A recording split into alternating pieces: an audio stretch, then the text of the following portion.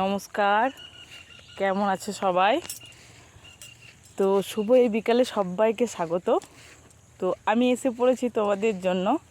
আজকে তোমাদের দেখাবো কিছু বাস্তবতা, যেগুলো সবাই দেখতে পায় না।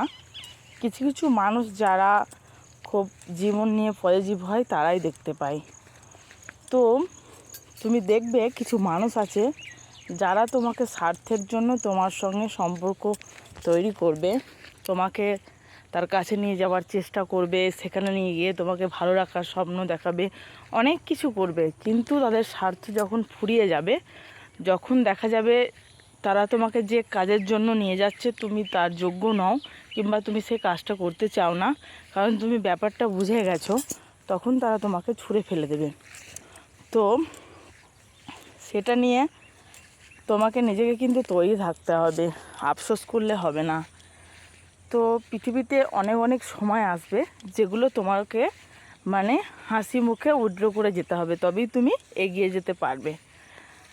দেখবে কখনো কিছু কিছু মানুষ তারা কিন্তু তোমাকে দেখে টোন টিটকিরি সঙ্গবদ্ধভাবে তারা কিছু দল গোছাবে, তার মতো ক্যাটাগরির কিছু দল গোছাবে এবং তোমাকে সবার সামনে ইগনোর করবে, টোন টিটকিরি করবে, যাতে বোঝানো যাবে যে তুমি তাদের থেকে অনেক ছোট এবং তোমার কোনো ক্ষমতাই নেই। তোমাকে ওরা যখন তখন পিষে মারতে পারে। তখন তুমি কি করবে? তখন তুমি সেখান থেকে হেসে উড়িয়ে দেবে, কারণ তুমি যদি দুঃখ করো তারা বুঝে যাবে যে তুমি সত্যিই দুর্বল। কিন্তু তুমি দুর্বল নও, কেন জানো? এটা মনে রাখো যে তারা কিন্তু জানে যে তুমি বেস্ট, তোমার মধ্যে বেস্ট কিছু আছে যেটা তারা ভাঙতে পারছে না, তার জন্য এরকম করছে। আবার একটা কথা বলি, কিছু মানুষ আছে নিজের লোক, নিজের আত্মীয় স্বজনের মধ্যেও সেটা দেখতে পাবে, জমি সম্পত্তি ধন সব কিছু নিজের করে পাবার জন্য অনেক রকম ছল চাতুরি অনেক কিছু করবে, অত কেড়েও নিতে পারে। কিন্তু সেখানেও তুমি কিন্তু স্টিল থাকবে, কারণ একটা জিনিস মনে করবে, কারো জিনিস কেউ যদি কেড়ে নিয়ে নেয় তাহলে সে কখনোই সেটা ভোগ করতে পারে না।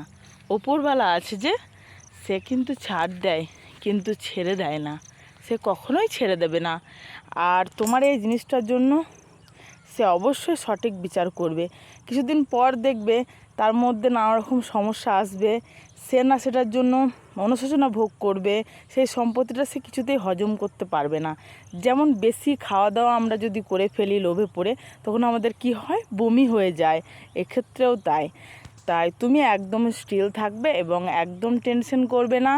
সব সময় সৎ পথে থাকবে, সৎভাবে থাকবে আর নিজেকে ভালোবাসবে যে আমি ঠিক। তো থ্যাংক ইউ।